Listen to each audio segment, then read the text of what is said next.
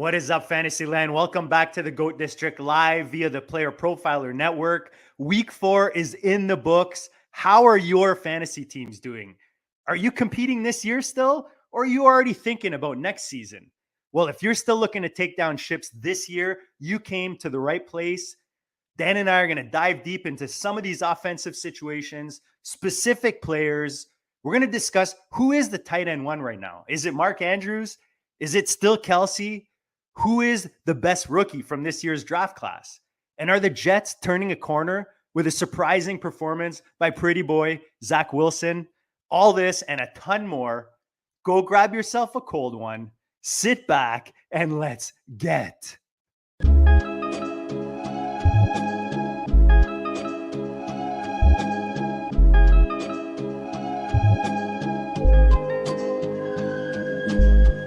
GOAT District, you know the Pope listens. Dynasty, our religion, for the blokes missing. On all of these trades, on all of these plays, on all of these grades. By the end of the day, y'all getting played. So, what you gonna do next? Try to fill up that flex? Send the homie a text? That trash offer's the best? You try to make it complex, then they text you back. Now all of a sudden, they don't make any sense. Broaden your horizons, boy. Dynasty's not for the Simons, boy.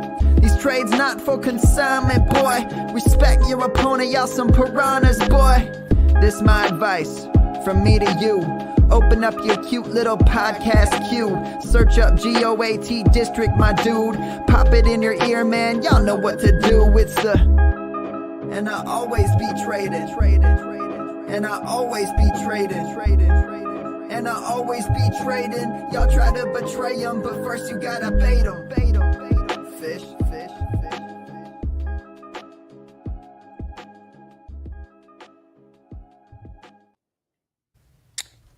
What is up, Fantasyland? Dan, I'm going to have to switch it around, brother. I'm going to have to switch it around. Hold on. Give us one sec. Quick change. There it is. There it is. Nice. Dan, fresh off of the Twins games. Congratulations, beating the Jays. I know this is a football show, but, you know, we all become baseball fans, I guess, this time of year if our team is makes it to the playoffs. So you look like you got some sun. I'm sure you had a couple beers, Dan. I know you're raring to go. You're liking the show sheet for tonight. How was it, buddy? Let's fucking go. Nice. Yeah, we got a big one tonight, boys. We've got great game, great show coming up. Let's do it. Yeah, let's get into it. Week 5 in the GOAT District live via the Player Profiler Network, like we do it every Tuesday evening, 9 p.m. Eastern. Tonight, Dan and I are going to take a bit of a macro look at some situations in this young NFL season, look at the fantasy landscape year to date, and then we'll dive into some specifics. There's a lot to get to. We're going to help you crush your week 5. Make sure you smash the like button. Make sure you subscribe, of course, to the Player Profiler Network. How are you not? And then, of course, the GOAT District channel as well on YouTube. Go smash that subscribe. And on your favorite podcast platform, make sure you subscribe to the latest feed and that you're getting the latest shows, especially if you're on the, what is it, Dan? Apple podcast platform. Yep. All right, let's get right to it, Dan. We're going to dive right into it. Obviously, you've got the Bengals. One example of disappointment so far this year. I know I've got teams that are just like stacks of Bengals, whether it's Burrow with Chase, Burrow with T, Burrow with both. And not looking good so far. What are we doing with Cincinnati, Dan? After 4 weeks, Joe Burrow just doesn't seem right. Are we going to see just a bit of the same going into this week, or do you think things could turn around for this offense and we might be seeing some value out there in fantasy land right now? I mean, we've seen it with players time and time again. Things can turn around in any week. Absolutely can happen. But also we've seen time and time again players who are just like, it's a lost season. And I don't know which way the Bengals are going here. Bip and I have a Bengals stack in a main event in FFPC, and it's looking ugly right now. If you've got a Bengals stack right now, you definitely need to be very, very worried. I don't know if you're in a non-trading league, there's probably no good way to come off it. You just got to hope for the best. If you're in a league that can make some trades, maybe you try to move Burrow. I don't think I would try to move Chase. I would maybe try to move T, but Chase I would definitely hang on to. The other two, I don't know. It's tough right now. It really is. Our buddy Derek Brown, friend of the show, says the issues with Cincinnati, Joe Burrow's calf injury limiting this offense to quick hitting passes only. Jamar Chase, of course, I lose the tweet as I'm reading it. Jamar Chase is the team's only yak threat. That's not T's game. Boyd has been a declining player. Mixon has also been an inefficient player. Giving a bit of a resume. Go check out Derek Brown at @dbro_FFB. But then just, some of the issues we're seeing with this offense, you hope they turn it around this week going into week 5. Yeah, here's one of the biggest issues I see, which is the offensive line. They have just not looked good. They're a little bit more of a run blocking line right now than they are a pass blocking line, and that's not doing Burrow any favors. It's not doing the offense any favors. This offense has to go through the passing game. The running game is a complement. If you try to run this offense through the running game and Mixon, I don't see it. I just don't. Dan, when we come back, we're going to look at the other side of the coin, some more pleasantly surprising situations in fantasy land. But first, let's get to a word from our sponsors.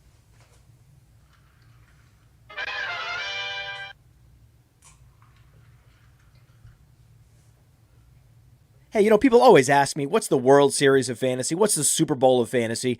And it's easy. It's the FFPC. Their signature Players Championship has a $6 million prize pool, and their best ball leagues start in February.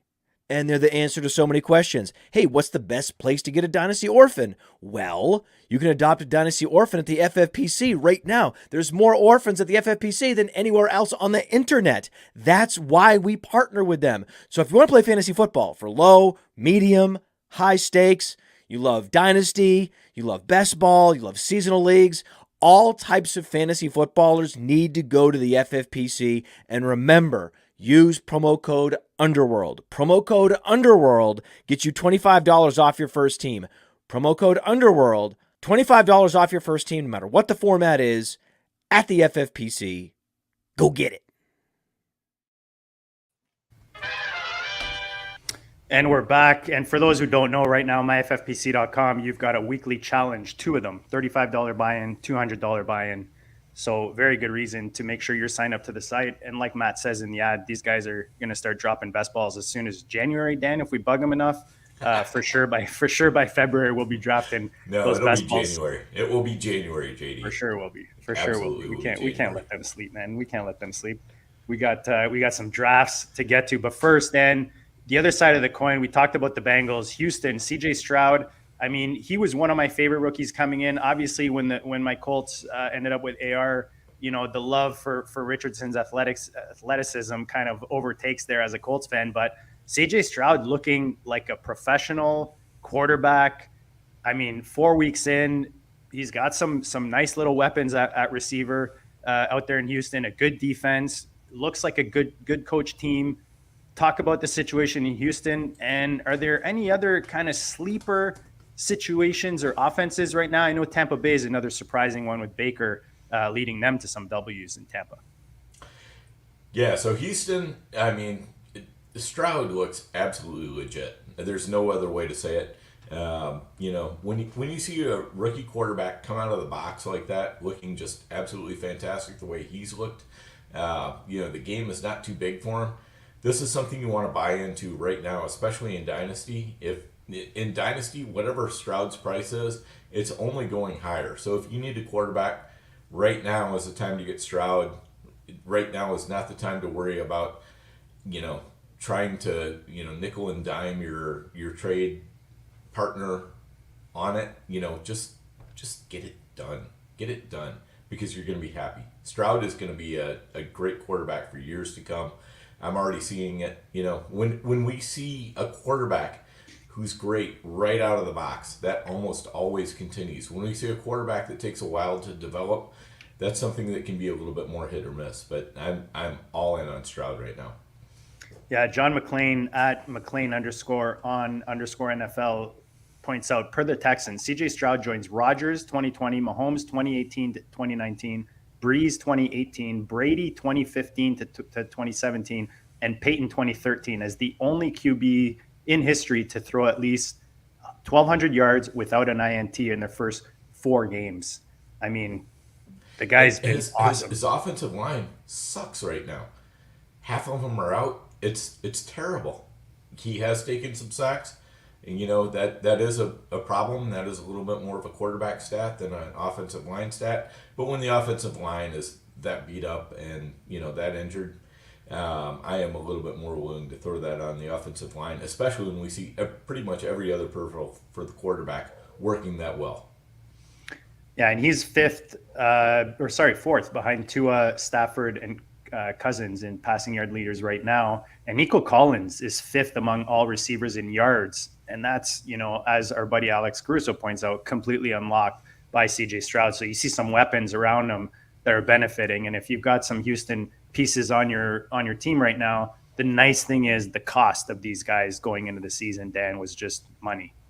Yeah, absolutely. And honestly, for Dynasty, I think Tank Dell is probably my favorite player right now over Nico Collins, because Nico, I think, is a little bit replaceable in this offense. I'm not sure that Tank Dell is. I was hoping that Tank Dell role was going to go to John Mechie. All through the offseason, I was Mechie. Dell has taken that role, and I'm not sure that Mechie's getting it back. Yeah, 1912 pointing out the Panthers must just be regretting right now with a QB. They can't, Dan, when I heard they can't even use him on the goal line because of his size, I mean, talk about capping your ceiling right off the bat. You know what I mean? Yeah, no doubt. I'm not saying Bryce Young can't be a solid NFL quarterback, but right now, CJ Stroud, to me, looks like somewhere in the Joe Burrow, Justin Herbert range, and maybe Kirk Cousins at the worst. So if you're looking for something like that in Dynasty, now's the time to get him.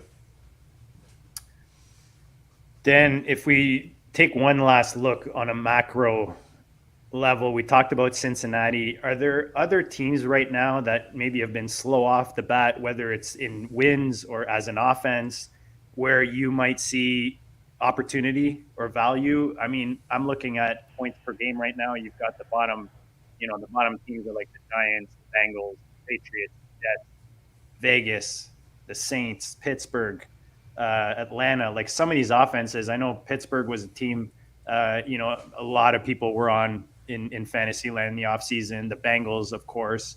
Any sneaky offenses that you're trying to get on other than Houston right now in fantasy-wise? Yeah, so first, a couple of thoughts on offenses have done much better than what we thought. The Rams and the Cardinals. Yeah. I look for that to continue. So hang with those offensive. If you've got pieces of them, just hang with it. Stick. It's probably going to work out pretty well. As far as offenses that aren't working out well, the Bengals, I think if Burrow can ever get right, they're going to go, they're going to jump right back on the ship. I'm a lot worried about Pittsburgh, for example. I'm just not seeing it there. We all wanted for Pickens and Deontay Johnson to do well. Pat Freiermuth as well. And this is just an injured and ineffective mess right now going on in Pittsburgh. So, if you can sell any Pittsburgh piece right now, if you're looking for a win this year, if you're looking down the road, probably Pittsburgh is a good team to buy into. But if you're looking for this year, this is a good team to get out of. Yeah, Nick mentions Detroit, obviously another team, that people were high on coming into the season. But now you've got Laporta, who we were really high on, Dan, coming into the season, and he's playing like a 4-year vet in that offense. You've got Jameson Williams being added to the equation now with a shorter suspension. We'll touch on that a bit later. But Detroit is another one that Nick mentions, that's a good call as well, especially Puka season. Definitely a lot of people wishing they had more Puka than after the first 4 weeks. Yeah, without a doubt. I mean, I think Puka is legit. If you bought into him already, congratulations. If you're looking to buy in now, yeah, it's tough because I don't know. He might be at peak value right now, but I don't think his value is going a lot down from where it is at this point. So, it's not the worst thing in the world to buy in, but it's also probably not the best time. You might be able to find a buy-in a little bit later in the season. Then Dallas Goedart. Let's get into some specific players now. Dallas Goedart is definitely underperforming after 4 weeks. He's currently the tight end 28 when we're looking at fantasy points per game as per player profiler. 15 targets, 11 receptions, 63 yards, and 0 touchdowns. Dan, that is not his week 3 stat line. That's his season year to date, which for a guy who's going top 5 rounds coming into the season, one of the top 7 tight ends taken off the board in tight end premium, right now only getting 15.7% target share. Dan, does this change? I mean, he's not even getting targeted in the red zone. What do you think happens with Goedart moving forward? Do you just sit on it for now?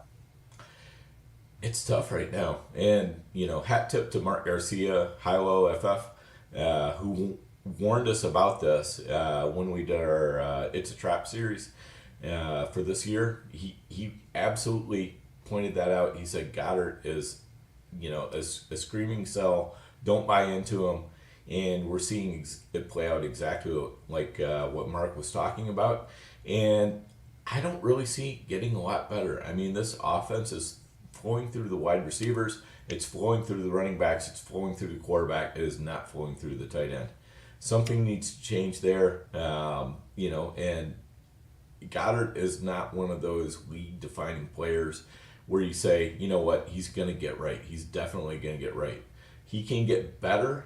I don't know that he's going to get like he was in the past couple of years. Our buddy Ian Hartitz, Dan, has a cool tweet where he's got the consensus top 7 fantasy football tight ends in preseason ADP. I mean, this is based on half PPR, but just to see Kelsey right now, the tight end 6, Andrews the tight end 1, TJ Hawk the tight end 3. Those are the top 3. But then that next tier, Dan, Waller tight end 16 right now, Kittle tight end 20, Pitts tight end 30, and Goedart half PPR tight end 37. So again, the tight ends, Dan, just every year get just disappointing. Unless you smash that 1 or 2. Right now it'd be what, Laporta and Andrews, where you're pretty happy. TJ Hawk probably.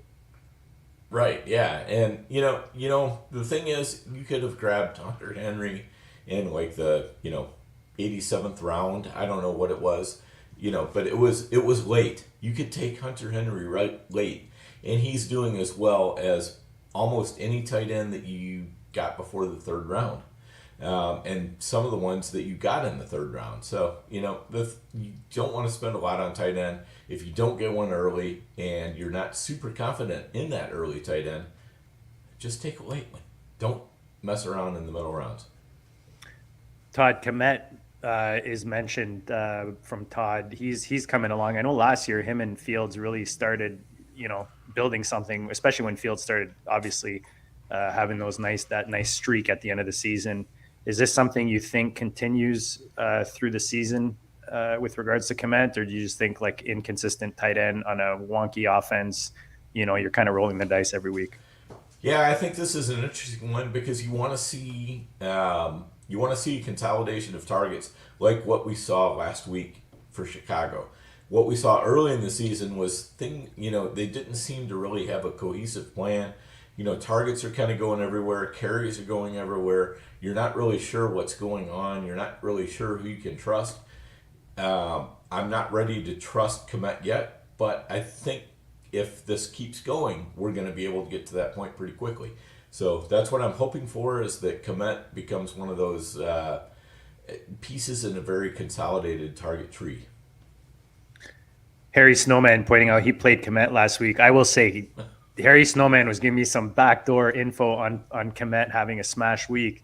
The problem is, Harry Snowman, you sat Andrews.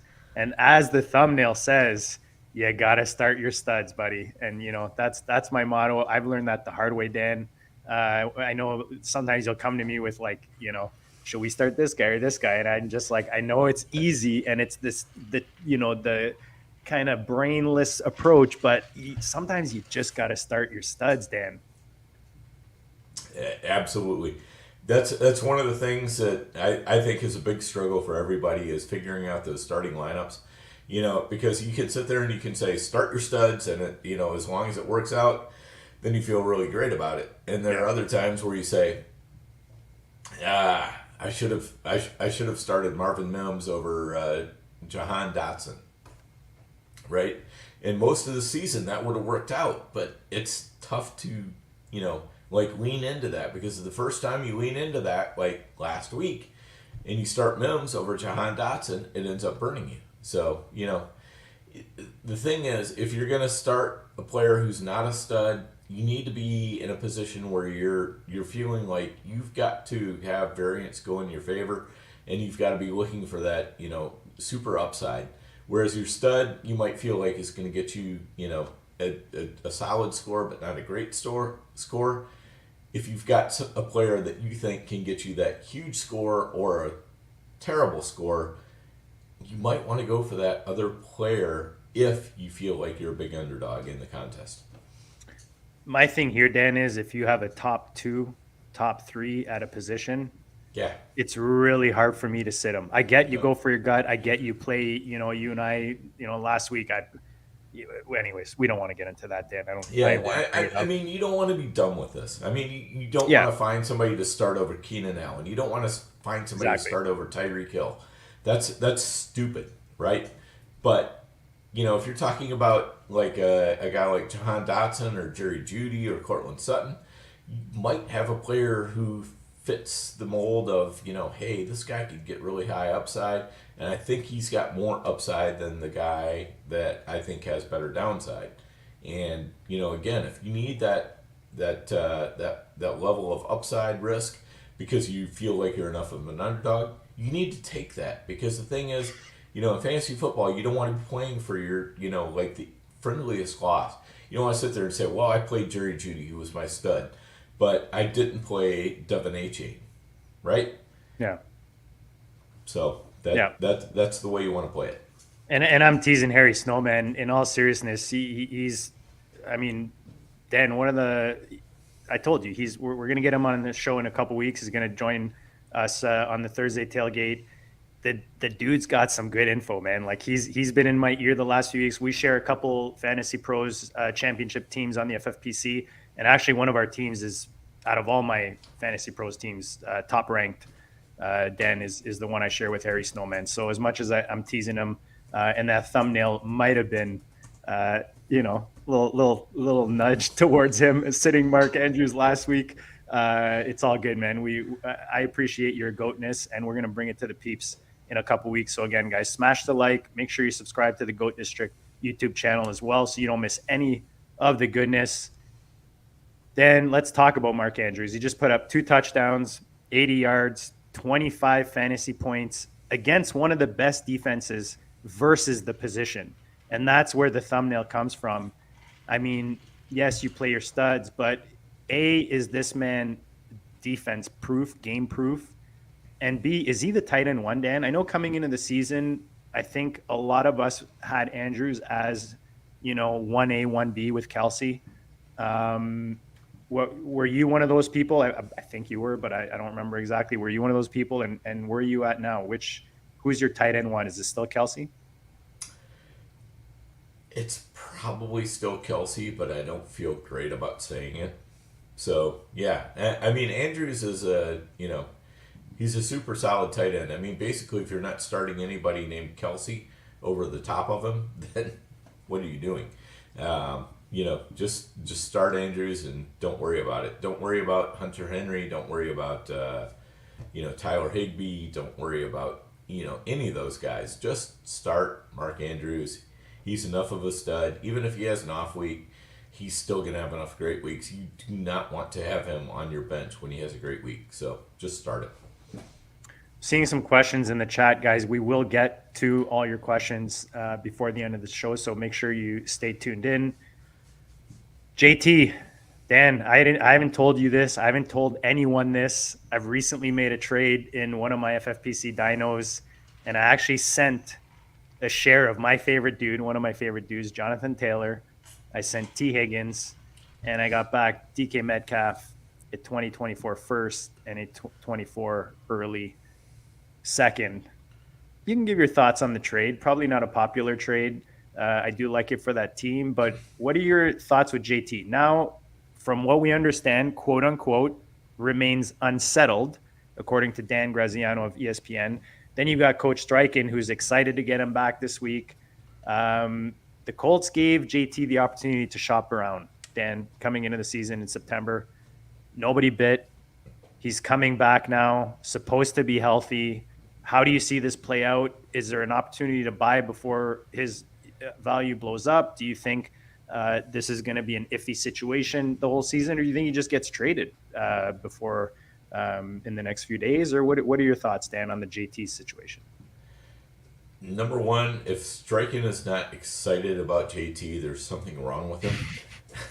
Let's start there. What else is he going to say? He's the coach. He's not the GM. He's not the owner.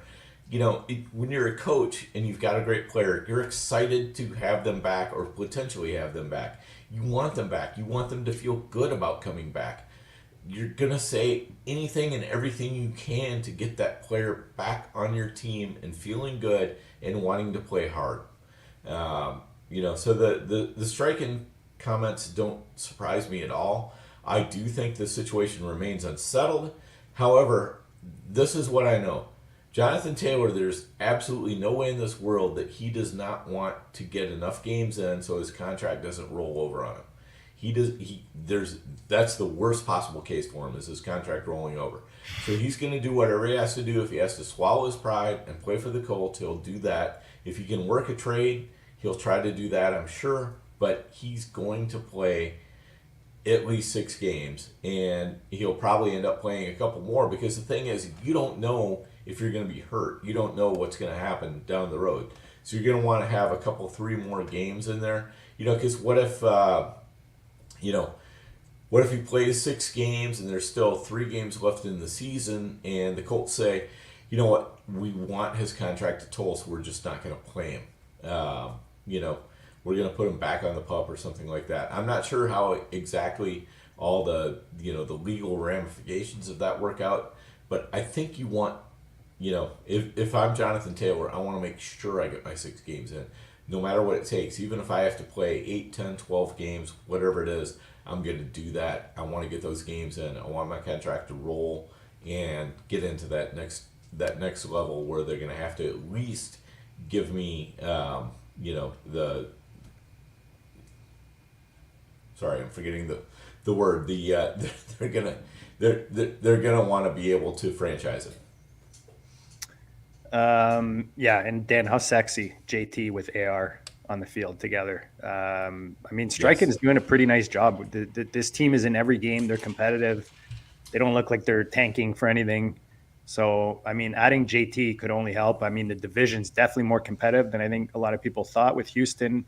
Jackson lagging a bit behind. They showed a bit better in London this weekend, but they've got another big game coming up against Buffalo. But the division's looking nice. The chat, you guys are lit in the chat, by the way. We're trying to keep up with all the comments and get as many as we can on the screen. Love the comments. And like I said, drop the questions. We'll be hitting on those. Dan, this past Sunday night, I know you're a big Swiftie. I know you're like in your car, your Corvette, when you're taking a cruise to a Twins game, you're definitely rocking some Taylor Swift. And that's okay. That's your thing. That's what you groove to. So Sunday night, we had the Swifties in the house in New York. Funny enough, though, Zach Wilson looking pretty good, surprisingly. Is this like a one-off? Do you see a progression, improvement with the young kid? And are you kind of still cautious? Are you a little bullish with the Jets? Like, is this good news for Garrett Wilson and the Breece Halls out there? What are your thoughts after seeing this performance against the Chiefs this past Sunday night? Yeah, this is what I would call like a big fork in the road, right?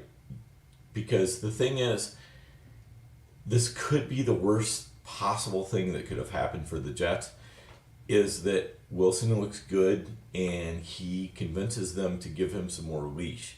And then he ends up just, this is one off, and he ends up sucking. And that's the worst thing that could happen for the Jets. But on the other hand, Zach Wilson strikes me as a kind of a guy who momentum matters a lot with him. And if he gets a little bit of momentum, he could keep that momentum going. So, I don't know what to expect out of the Jets right now. It's a really tough thing to figure out. But they're definitely at a big fork in the road, and things are going to get really bad from here, or much, much better from here. I'm convinced of that. I don't think it's going to be more of the same. I love how Mahomes went up to him after the game and said, "Hey man, play like that all year." Right. Mahomes wants to see quarterbacks like him play well. Mahomes isn't sitting there rooting against these guys. He wants to see, good quarterback play all throughout the league. It just makes for a better product, makes for a better league. It's better all around. So, I love the fact that Mahomes went up to him. That's great. Give him the encouragement. I hope Zach Wilson makes it. I hope he turns a big corner here. I don't necessarily see it myself, but I would like to have that happen. Dan, same city, the New York Giants, dead last, points per game, 11.5. That's not that's points per game, Dan. Do we want any part of it? Is there any hope? What do we get out of the Jets this year? The Giants, sorry. Giants. They've had one good half the entire year, and that was the second half against Arizona. Yeah. And everything else has been just crap. I mean, just unmitigated crap. I was sort of semi buying into Daniel Jones this offseason. I got some shares. I was thinking, Daniel Jones is just kind of, like discount Justin Fields. Yeah, he's very, very discount Justin Fields. Yeah. Nick Tabbs points out the O-line. I mean, yeah, that's the he's- thing. I mean, they've got to get their O-line together. Yeah. They've got to get that figured out. They've got to have a running game going, and then mate. Yeah, it's it's ugly, and we got another not so great matchup coming up this Thursday. It'd be nice if the NFL was a more change on the fly, Dan. With the amount of money they bring in, you'd think they could change the I saw they flexed the Lions game or something to like a 4:30 p.m. Coming up, but I mean, when some of these matchups on prime time, would be nice if they could maybe switch out a game from the weekend or something like that. Yeah, and I mean, if I can rant here for a second, please, NFL, let's go to 7-5 or 6-5 or whatever it is for the day-night split between the early games and the late games. This 8-3, 9-3 stuff, it's terrible. I mean, why do you only have 3 games in the late time slot? Agreed. Let's make it 4 or 5, please. Agreed. Please. Agreed. And if you're gonna have Monday night games more than one, don't have them at the same time. Yes. What is that? It's just what executive is in on that decision? I'd like to meet that guy or woman. Yes. whoever it is. That is tough stuff.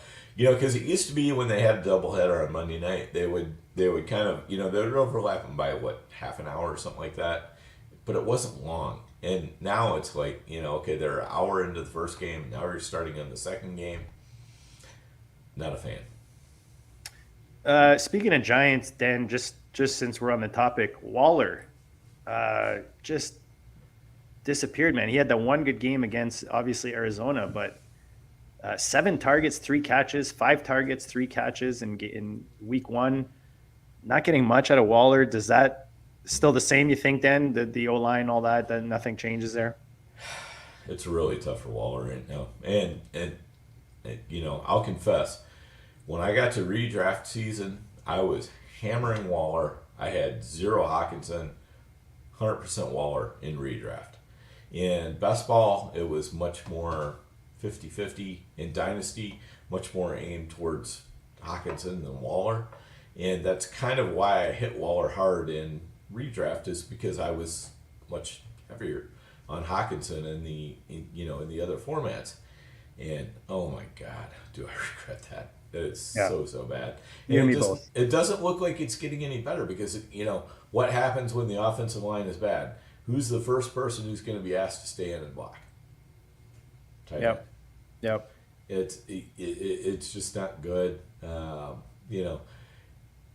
Daniel Jones, it's hard to even say what Daniel Jones looks like right now, because the offensive line is so bad that we can't even say for sure. I mean, he looked so good last year. He looks so bad this year. The offensive line is definitely a big issue. So I'm not as down on Daniel Jones as what his, point totals show, but I'm also not feeling real great about him, because I'm not sure how much better the offensive line can get this year.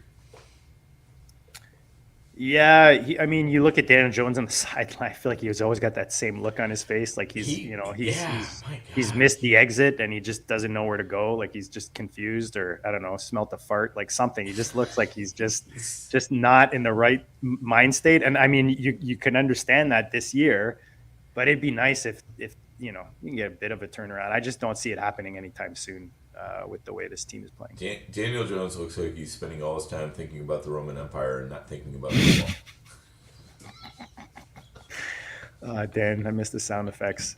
Jameson Williams is a guy that he's in many owners' back pocket right now. Dan, the suspension gets shortened. The NFL, the hypocrite NFL, realizing the hypocrisy of some of their.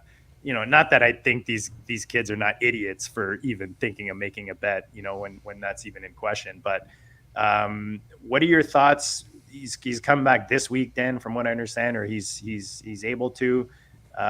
We're seeing Detroit looking really good in all aspects of the game. I mean, Jahmyr Gibbs owners might hope for more just based on how much they paid for him and what they see A-Chain doing. But what are your thoughts on the young receiver? Is there hope for him this year?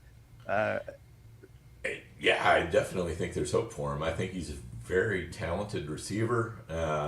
I think he's had almost everything go against him so far. Some of this is his fault, and some of it isn't. But it's been a tough uphill road for him so far. I am not starting him proactively anywhere. I'm gonna wait. I want to see what happens, because the thing is, Jameson Williams, he could end up being the guy who is more taking the top off the defense and helping all the other players in Detroit be better, and not necessarily reaping the benefit of that himself. In other words, he could be a better NFL player than he is a fantasy player.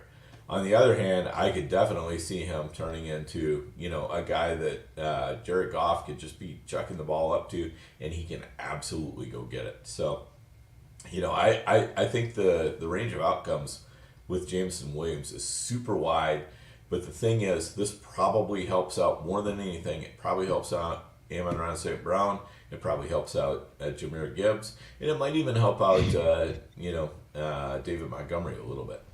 Nick Tabs, I totally agree, man. It's Ridley all over again, Yeah, and the thing is, I have enough JMO that, what Nick says scares the crap out of me. Yeah. Because he darn well might be right. Yeah. Jaleel McLaughlin, Dan, was a running back that Theo first brought to my attention. I don't know, if somebody else may have brought him to your attention, but he was the first guy who mentioned this. And this was kind of us approaching the live Vegas drafts, the FFPC drafts. So I know you and I have him on some teams. I've got him in Dynasty. I was able to pick him up off waivers in a lot of leagues earlier in the season before he popped. And he just put up 104, Dan, 104 total yards on 7 carries, 3 receptions. So no longer a secret, unfortunately. But what do you expect from the young running back moving forward? You've got J-Dubs out with injury. you might know I don't know how long he's out for, but it seemed like he's not coming back anytime soon. And I don't think P. Ryan was necessarily like stealing the spotlight or anything. So do you think there's hope for Jaleel moving forward, or do you think he kind of moves back in the 3 spot once J Dubs is healthy? Yeah, so this is a tough deal, and I'm almost embarrassed to admit how many times Jaleel has been on and off my rosters over the first 4 weeks here. And sad to say, he's probably off more of my rosters than he is on. So, seeing this, like this breakout performance, it's a little bit tough right now because I know the rosters where I dropped him, it's going to cost me a lot to get him back. The rosters where I have him, I'm definitely happy about that. But the thing is, I think, with Javonte Williams, it's going to take him, I don't know how long. Maybe he's back next week. Maybe he's back in 3 weeks. It's hard to say right now. It's also fresh off of a pretty big injury. Yeah, he is, but this is not necessarily related to that. So, it's... I don't see this as necessarily, if Javonte is able to come back, I think this is going to be good for Javonte. He's just going to come back. He's going to take that over. The person I'd be most worried about is Samaje Perine. He has not looked good, but the thing is what Jaleel does best is not what Samaje does best. So Jaleel is a better runner, not so much of a good pass blocker, not so much of a good receiver. I think he could probably get there, but he's not there right now. So, the thing is, if Javonte Williams is out, then Jaleel makes a lot of sense going in place of Javonte Williams. But if Javonte Williams is in, how quickly can Jaleel, take over the P. Ryan role? That, I think, is a little bit tougher of a question. I think it's worth grabbing him and holding him because the thing is P. Ryan just looks like he has no juice whatsoever, right? We can all acknowledge this. He just doesn't look like, a runner that you want to roster. He looks like a roster clogger. Jaleel looks like a guy who's just waiting for that opportunity. So between the two, roster Jaleel, go ahead and throw P. Ryan back if you need to, or hang on to him if you need a roster clogger. But it's a tough situation. I can't say for sure that Jaleel is going to break out, but also I love the situation. I love that, he's got a lot of things, arrows pointing up for him. So, let's go Jaleel. Let's make this happen. On the clock, Dan, Dynasty, Jaleel McLaughlin right now or Matt Breida? It's Jaleel, 100%. All right. Breida is a great fill-in for Saquon Barkley, but the thing is, the moment Saquon is back, that Breida is getting kicked to the curb. When Javonte Williams comes back, can they still kick Jaleel to the curb all the way? I'm not sure they can. So he's not a sell for you right now? Jaleel? Yeah. No. Okay. Definitely. I like it. No, I'm holding on. I didn't drop him anywhere, Dan. Like even in the redrafts, those wonky offenses, especially at running back, you got to think eventually the kid's going to get a chance, and he definitely showed that he can. Right. Yeah. When you see somebody who just absolutely stands out like that in an NFL game, that's what you want to roster. I mean, Jaleel McLaughlin, Marvin Mims, same guy, different positions. You're begging Sean Payton to play these guys. Play them more. Stop messing around with these guys who have shown that they're just average or worse. Play these guys more. They're the future. This is what the Broncos are going nowhere this year, right? Can we admit that? They're going nowhere this year. Play these guys. Find out what you've got. Don't mess around with Samaje Perines. Don't mess around with Jerry Jeudy's. Don't mess around with, for God's sake, Brandon Johnson or whatever the hell his name is. Don't mess around with, Will Jordan Humphrey. Come on. Let's find out what you got and move on. Agreed. Another guy, Dan, rookie-wise, that we were pretty big on, especially late in best balls, late in rookie drafts, was Michael Wilson in Arizona. He goes off for 76, Dan, off 7 and 2 TDs. I mean, look, he's a rookie. He's a receiver. He's not in the best offense, obviously, but you got a surprising quarterback that comes in and can actually sling the ball for a kid like Wilson. The opportunity is there. You've got Hollywood there. Is he the guy that's going to give you maybe 2 more spike weeks this year? Or do you think that maybe we have a bit more than that for 2023 in the young rookie? Yeah, I think we got more than that. I mean, you remember a guy named David Boston back in the day? I do. Garbage time and the Cardinals go together like peanut butter and jelly. I mean, yeah, Michael Wilson, it's great. Here's another guy who's bounced on and off numerous redraft rosters. If I had him on a Dynasty roster, he was sticking there. Jaleel, if I had him on a Dynasty roster, he was sticking there. But on these redraft rosters where you're just kind of looking for the next big thing, it was a little bit easier to see how these guys could bounce on and off. But definitely somebody that I like looking forward. They've shown they can play in the NFL. This is what you want to roster. You want to roster young talent like that, put them on the back end of your roster, and just wait for them to pop. Yeah, you've got Harry Snowman thinking Wilson reminds me a lot of smaller A.J. Brown, Dan, one of our favorites. I remember saying this offseason AJB can be the wide receiver 1 this year, Dan, and he definitely looked like it this weekend.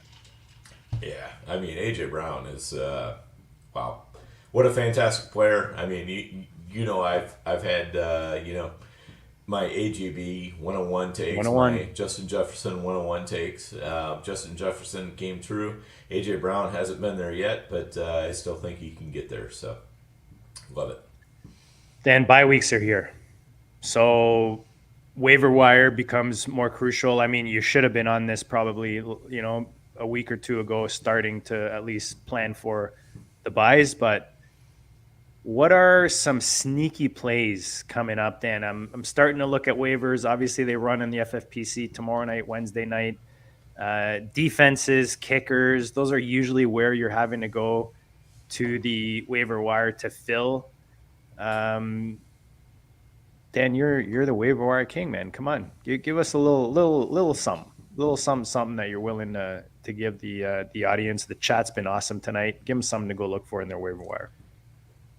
Yeah, I mean, I think the main things you want to be looking for are, we already talked about them, Jaleel, and we want to be looking for Michael Wilson. Those should be your top 2 waiver ads. If you can pull in, if you're in a deep league, maybe Wendell Robinson, who's looked pretty good for the Giants. He's like one of the few things that's actually sort of working for them. You can do some players like that, but otherwise, you know what?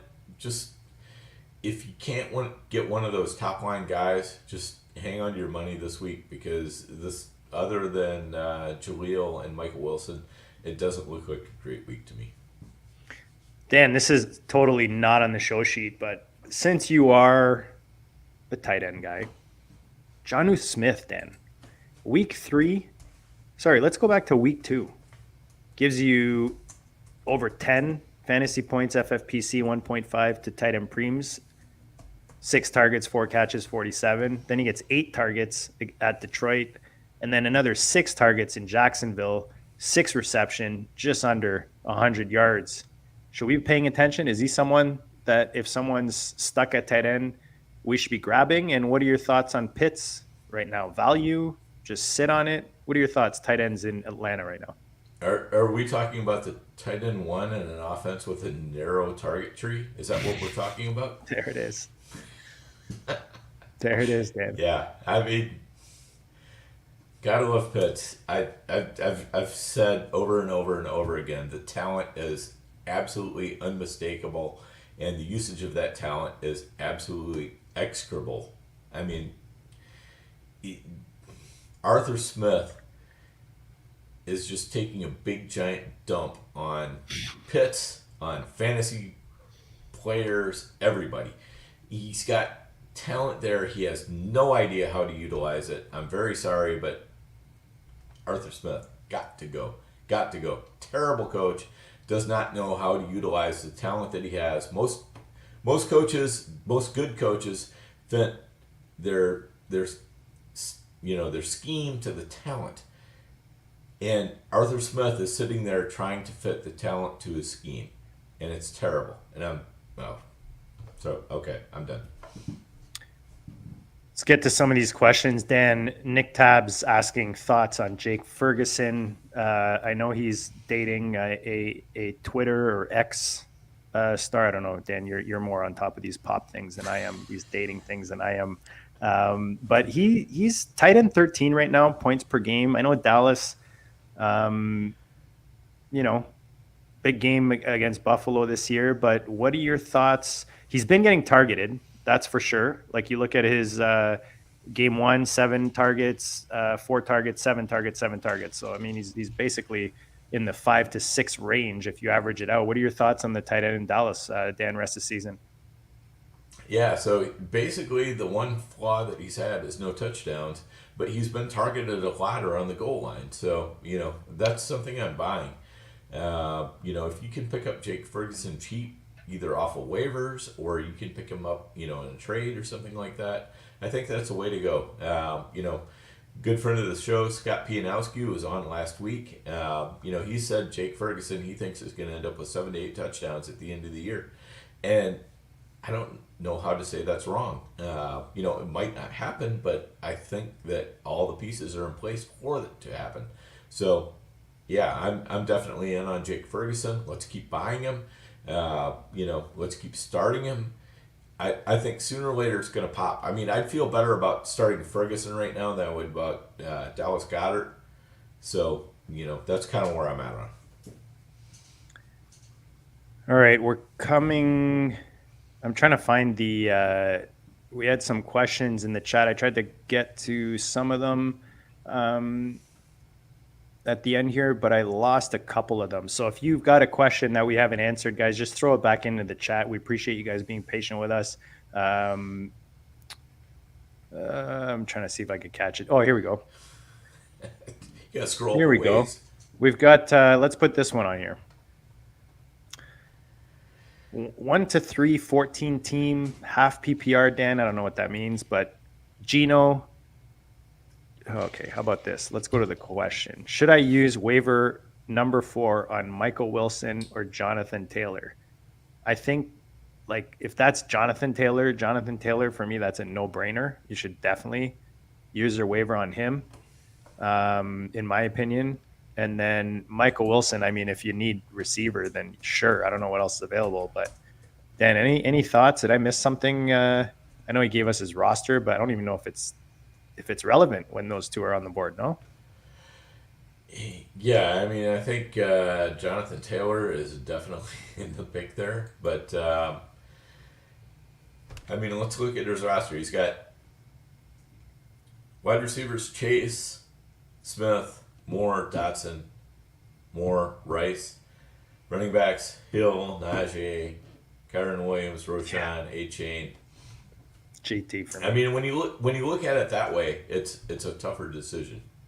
I don't agree because I think he's got he's got Chase and Smith for sure starting every week. Yeah, you might be right. His wide receiver 3 maybe, not the strongest, or 4, but other than A-Chain, Kyron Williams, obviously. Yeah, I mean, Is this a different Jay Taylor? That's a question I keep. Yeah, that's what I'm wondering. Am I missing something? But anyways, I'm wondering what I'm missing too. Yeah. Oh, otherwise it's got to be Taylor. But Michael Wilson, if it's anybody other than Jonathan Taylor, is probably going to be the right answer. Harry Snowman has a question. 10-man PPR, should I trade? Or this is from at Alicia Crucish, maybe. Yeah. Should I trade? What is that? Jettas? Yeah, that's Jefferson for Walker and AJ Brown. He says the running back core sucks. Oh, I would do that. I would definitely do that. I would do because that. AJ Brown is really, just a shade below Jefferson at best. And picking up Walker in the running back course sucks. Smash. Yeah, that's a smash. You're not giving up much at all at wide receiver, and you're getting a huge bump probably at running back. Thoughts on Jeudy next 4 games? Who's Denver playing? Let me pull that up right now. If you've got it in the chat, person asking the questions. I mean, they're playing Chicago. No, they just played Chicago. Here we go. So I'm in their thing right here. So they've got the Jets coming up at home. Then they go to Kansas City. Then they're at home to the Packers. And then they are back playing Kansas City. So pretty tough 4 games, Dan. Yeah, that is a pretty tough 4 games for sure. And the other thing you've got to worry about is Marvin Mims has been, like every time he gets an actual target, he beats the brakes off of both Sutton and Jeudy. So you've got to worry about the fact that eventually Sean Payton is going to decide that Marvin Mims is actually worth targeting, and it's going to come at the expense of Sutton and Jeudy. So I'd definitely be worried about Jeudy. If you're looking for a wide receiver 3, wide receiver 4, something like that, Judy's probably in that wheelhouse. But yeah, I would look much towards Mims going forward more so than Jeudy. And Snowman pointing out for those Thursday night haters, especially in fantasy land, because man, when your guy doesn't score big on Thursday night, it is torture going to look at that lineup, Dan, when you've got a low scoring player sitting there. So that Thursday night game is at KC. There was a question here. What is this? Lude, I'm looking for upside this week. Pitts is terrible. Am I stupid to play Rashee Rice over Pickens? Who are the Jets playing? Pittsburgh is playing. I'm not even sure. I've got it here. We're too early in the week. I haven't. I know. I'm the same. I have put some. Try to get some lines early, but where are we here? Pittsburgh. Here we go. Pittsburgh, Baltimore. Baltimore at Pittsburgh. Okay. And then KC is playing. And then KC is, did we just say it? Yeah, they're at Minnesota. I don't hate the Rashee Rice. Yeah, I don't hate the Rashee Rice either. Because the thing is, with Trubisky at quarterback, I think that really torpedoes Pickens to a large extent. Rashee Rice, the problem you have with Kansas City is they cannot pick a wide receiver. Mahomes is like, he's looking Kelsey, and then everything else is so fuzzed out that it's really tough to pick anybody. But I'll tell you what, if I had to pick one Kansas City wide receiver, it would be Rashee Rice. Okay, Dan, the last one, because I saw it and I know we're a bit past, so thank you, Player Profiler, for letting us go over a bit. But there was a question that I thought was interesting. It was basically, here it is. At GoGo Jin, how do I package Sky Moore off of my team for some upside in Dynasty, Dan? Sky Moore, an interesting player. Is he someone worth hanging on to, or do you think it's time to move him? I feel like I would maybe hold on because he doesn't have much value right now. Yeah, it's really tough to move Sky Moore right now. If you're looking to move a player, you want to move somebody other than Sky Moore, because the thing is that the potential upside with Patrick Mahomes is much greater than what we've seen right now. What we see is Mahomes really spreading the ball out. You've got to hope that eventually that target tree kind of condenses, and that it condenses around Moore as one of those targets. There's no guarantee of that. You could end up in a situation where Sky Moore just really hasn't gained any value all year, and you're just moving sideways on him. But I don't think you're really going to move very far down from where we're at right now, but there is potential for the move up to be a lot more. To put it in another way, Sky Moore is kind of at almost his lowest possible value right now until he totally flames out, and I think you've got another year of insulation before you can say he totally flames out. if you don't believe in him, you want to move him, wait for his next spike game and just sell him after that. That's what I would recommend. Exactly. Obviously, like we said, right now that KC offense is kind of a crapshoot on who's going to get hit every week. But if you want to move Sky Moore or any of these KC receivers, just wait for a spike week and then move. Look, Dan, the chat tonight, probably one of our best nights. You guys it's been really hard to kind of do this show and keep up with the chat, get through the show sheet, but we love it, man. You guys have been awesome. Love the comments, the questions. If you have more questions we didn't answer, make sure you tune in Thursday nights. Dan and I do the Thursday tailgate, 7 to 8 p.m. Eastern. Sometimes if we're not able to pull that show off just because of timing or whatever, I know, Dan, you're away for a bit, we might do a Friday show or a weekend tailgate. So just tune in or make sure you subscribe to or you're following at Goat District on the X machine, and you'll get all the info on when the shows are coming out. But make sure you subscribe to the Goat District channel, that you definitely won't miss anything. We're on the Player Profiler Network every Tuesday night, as we are tonight, 9 p.m. Eastern. Make sure you check us out on your favorite podcast platform. And guys, smash the subscribe and go smash your 5 week. Tomorrow night waivers, Dan, always exciting. I can't wait to talk about that with you later this week. But guys, good luck this week, and we'll check you all later.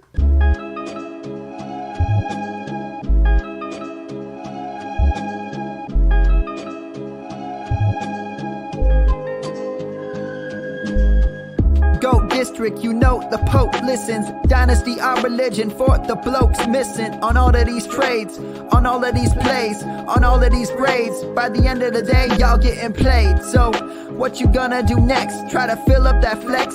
Send the homie a text? That trash offer's the best? You try to make it complex, then they text you back. Now all of a sudden, they don't make any sense. Broaden your horizons, boy. Dynasty's not for the Simons, boy. These trades not for consignment, boy. Respect your opponent, y'all some piranhas, boy. This my advice, from me to you. Open up your cute little podcast queue. Search up GOAT District, my dude. Pop it in your ear, man, y'all know what to do. It's the... And I always be traded. And I always be traded. And I always be trading. Y'all try to betray them, but first you gotta bait them. Fish.